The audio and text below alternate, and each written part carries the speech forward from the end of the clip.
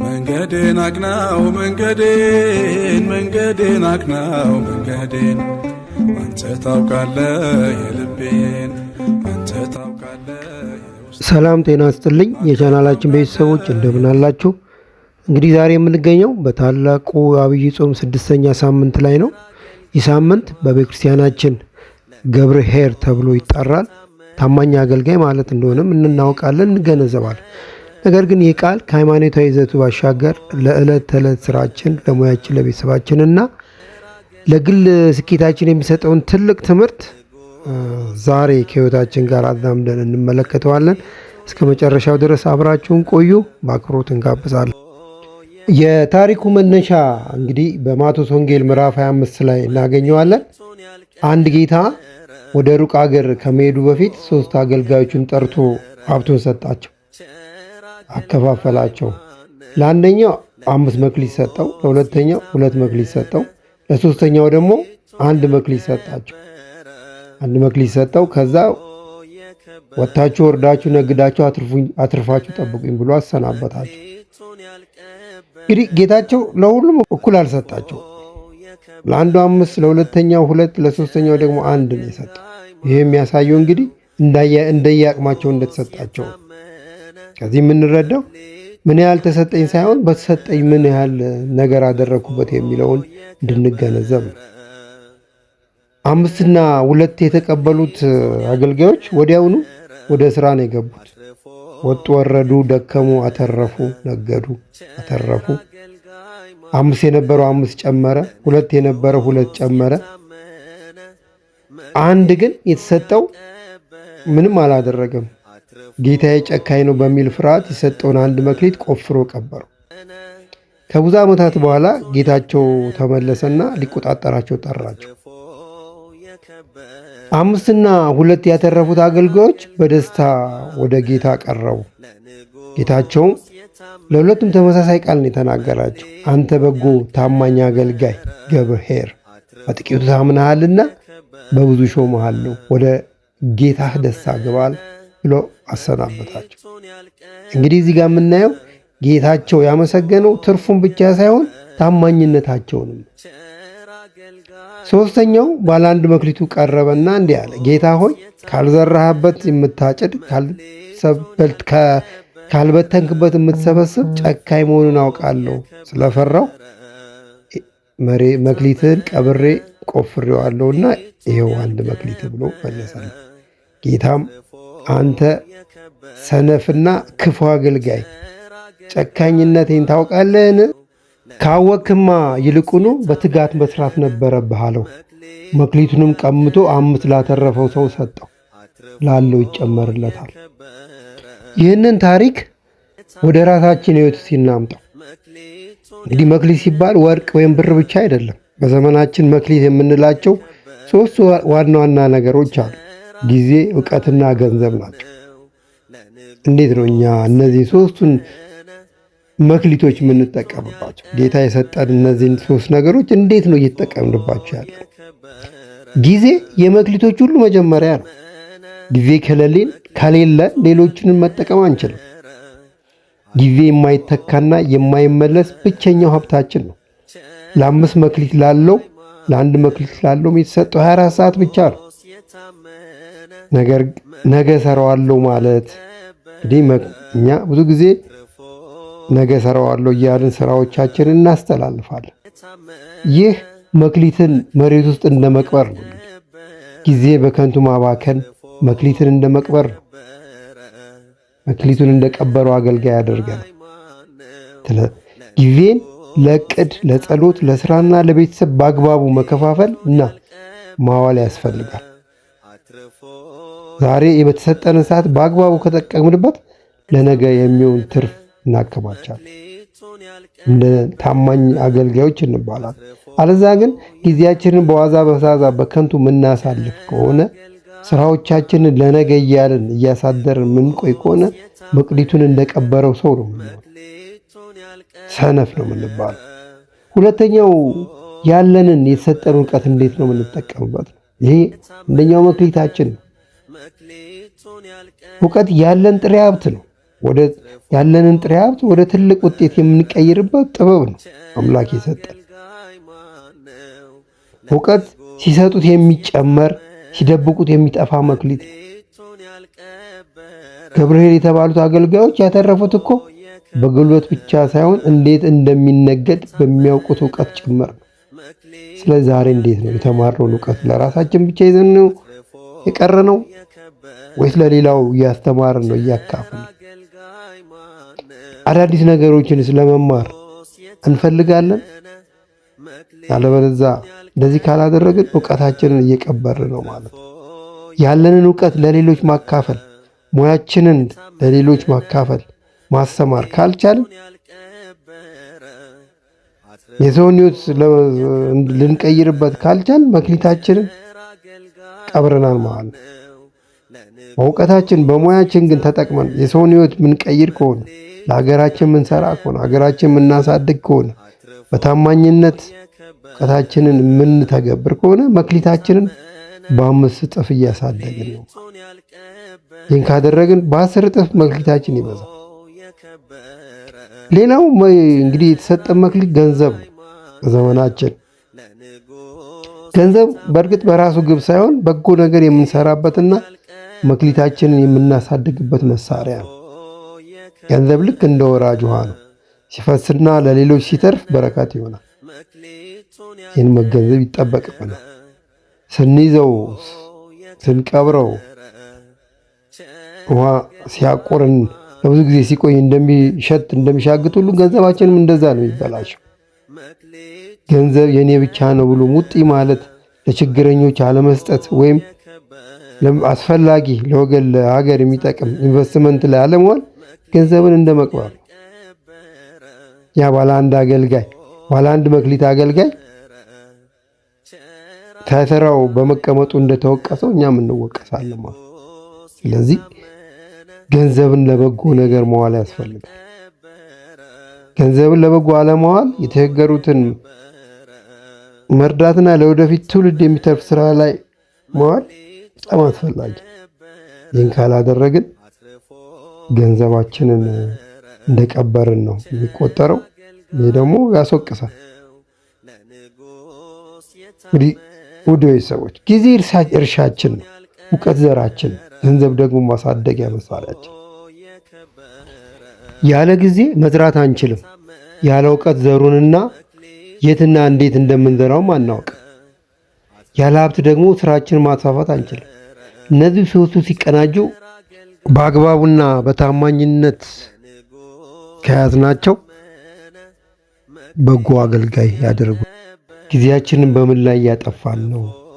እውቀታችን ለማን እያካፈልን ነው? ሀብታችንስ እንዴት እያስተዳደርን ነው የሚለው መጠየቅ ያስፈልጋል።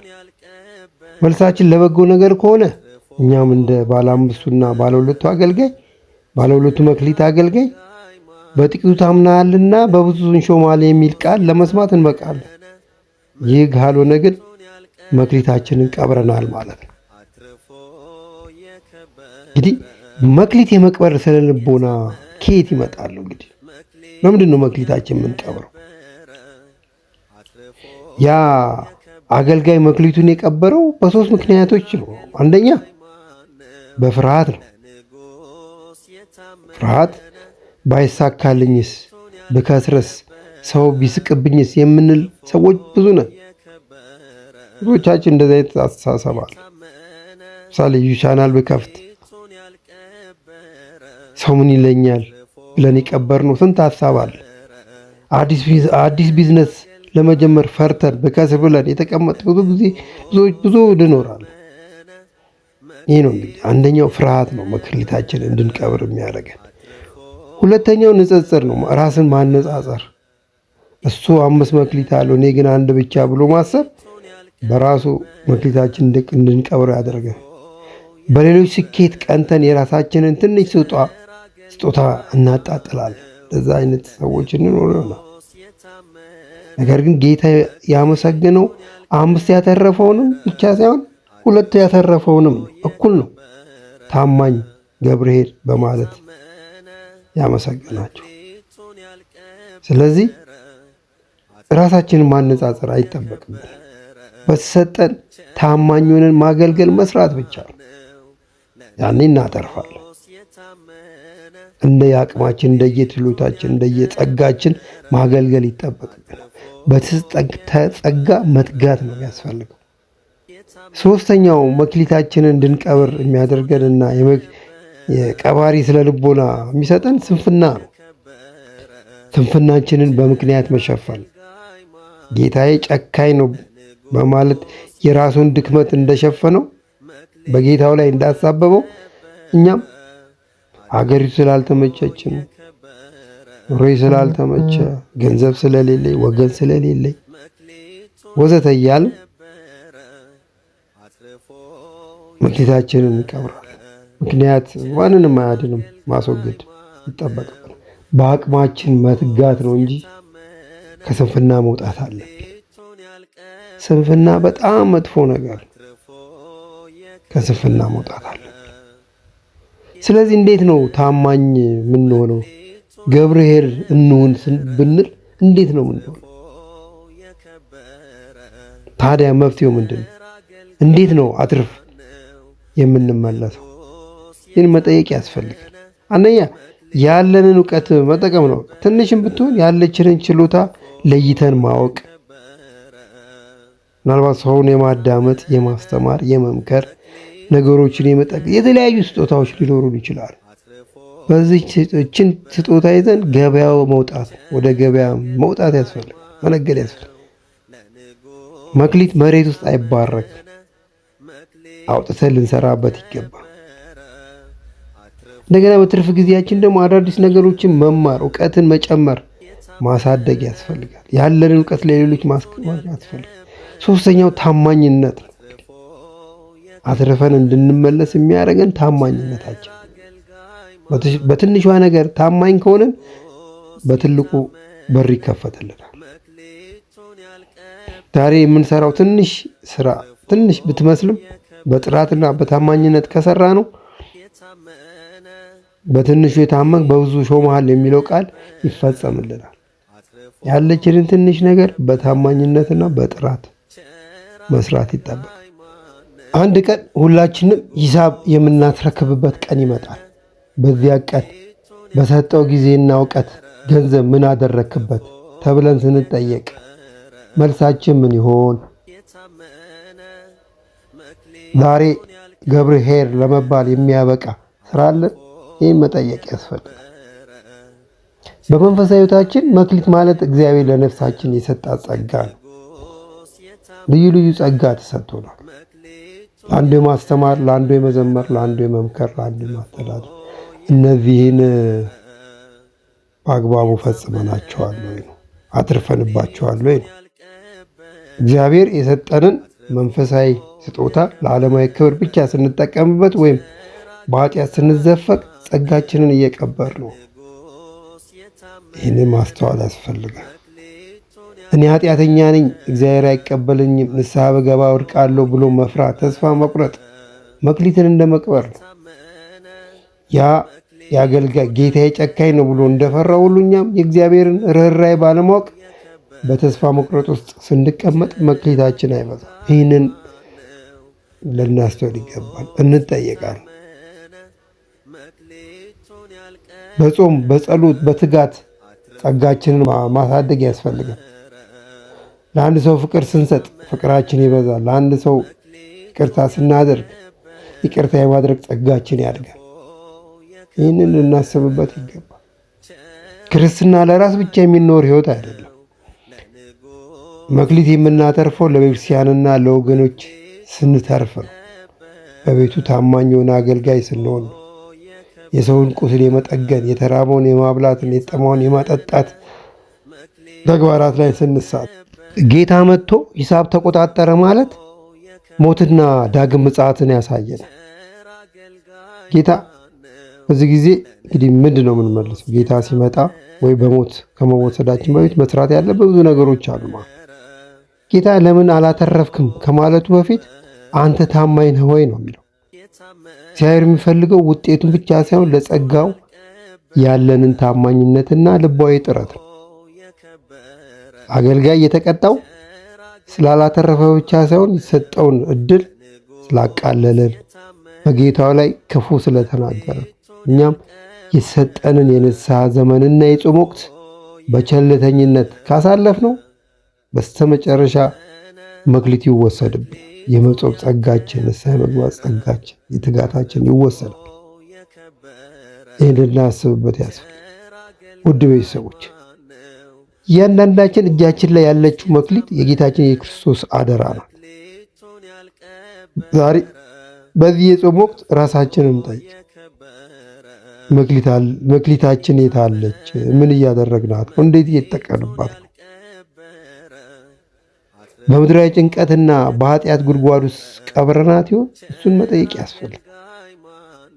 ጌታችን የሚፈልገው እኛ ጋር ያለውን ጥቂት ጥረት ብቻ ነው። እኛ ጥቂት ስንጥር እርሱ ይባርከናል። እኛ ስንታመን እርሱ ይሾመናል። ዛሬ ገብርኄር በጎና ታማኝ አገልጋይ ለመባል የምንበቃበት መንፈሳዊ ሥራ እንጀምር። ብዙዎቻችን እየሰራን ነው፣ ግን ያልጀመርን መጀመር ያስፈልጋል። የቀበርነው ፍቅር፣ የቀበርነው ትሕትና፣ የቀበርነው እምነት ዛሬ በንስሐ ቆፍረን ማውጣት ያስፈልጋል። የዛሬው ቪዲዮ ይህን ይመስል ነበረ። ሀሳብ ካላችሁ በኮሜንት መስጫ ላይ አስፍሩልን። የቀበልኩት መክሊቴ ዛሬ ያወጣዋለሁ የምትሉ ካላችሁም ገብርኄር ብላችሁ ኮሜንት መስጫ ላይ ጻፉ። ቪዲዮን ከወደዳችሁት ላይክ እና ሼር በማድረግ ለሌሎች አጋሩት። ቤተሰብ ያልሆናችሁ ደግሞ ሰብስክራይብ በማድረግ ቤተሰብ ሁኑ። በሚቀጥለው ሳምንት በኒቆዲሞስ ታሪክ እስክንገናኝ ቸርን ሰንብት።